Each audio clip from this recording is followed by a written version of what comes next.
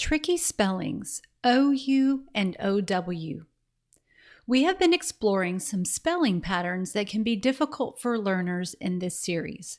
We've talked about 6 vowel team patterns so far, and today we'll explore the OW diphthong spelled as either OU or OW. How can our spellers know which way OW should be spelled? There are some generalizations we can teach them.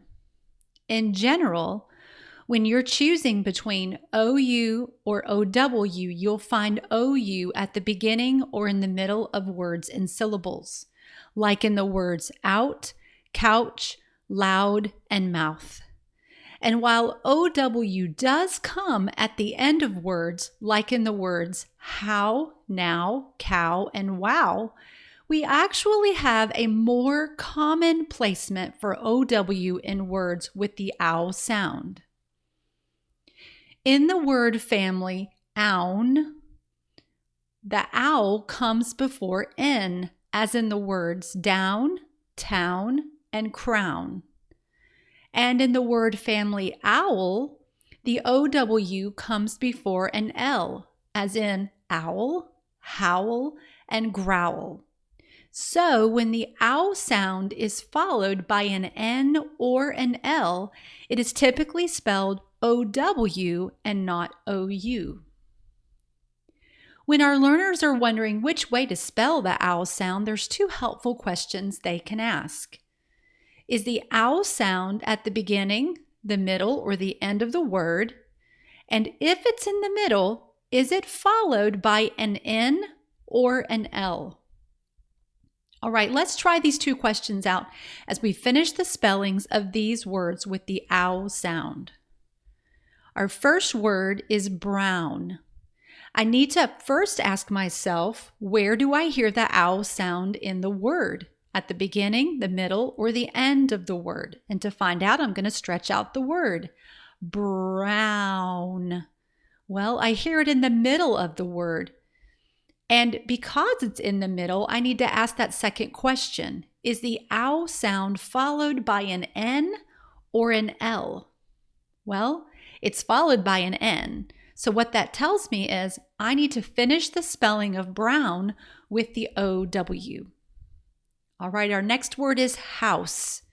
I need to ask myself 2 questions. First, is the OW sound at the beginning, middle, or end of the word? So I'll stretch out the word, ouse. Well, I hear it in the middle of the word, and again, because it's in the middle, I have to ask that second question. Is the OW sound followed by an N or an L? Well, no, it's followed by an SE. So that tells me I will finish the spelling of house using OU for the word house. 2 more words. Our next word is now. I'm going to go through my 2 questions. Is the OW sound at the beginning, middle, or end of the word?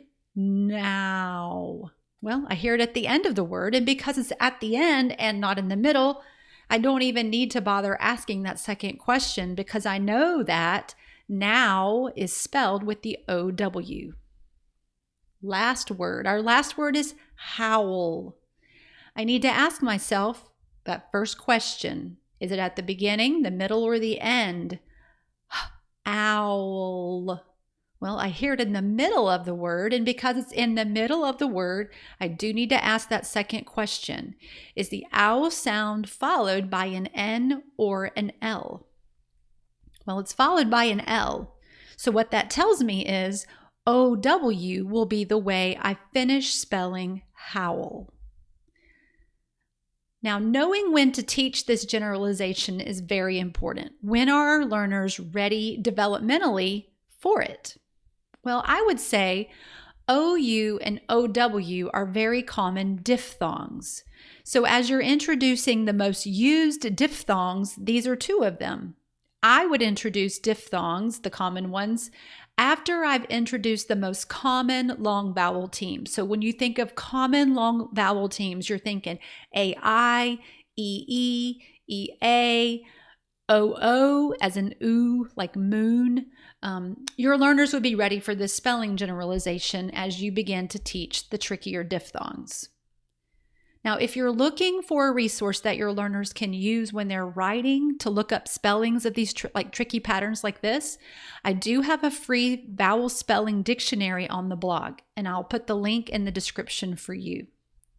I also have 3 resources in my shop if your learners might need some more practice with this spelling pattern. So I have orthographic mapping vowel team puzzles, which include diphthongs, the print and play diphthong games, which obviously include diphthongs, and our low prep tricky vowel teams spelling pack.